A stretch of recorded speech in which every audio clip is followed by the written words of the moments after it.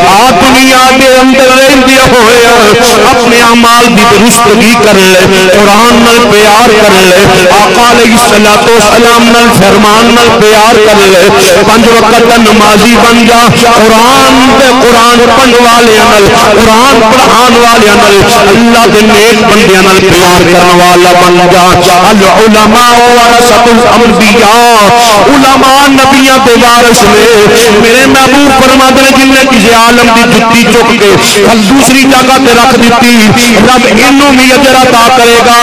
جیڑا بندہ علماء دی بدخوئی کرتا مر جاندا ہے، علماء فرماتے ہیں اللہ دے ولی مبشرین فرماتے ہیں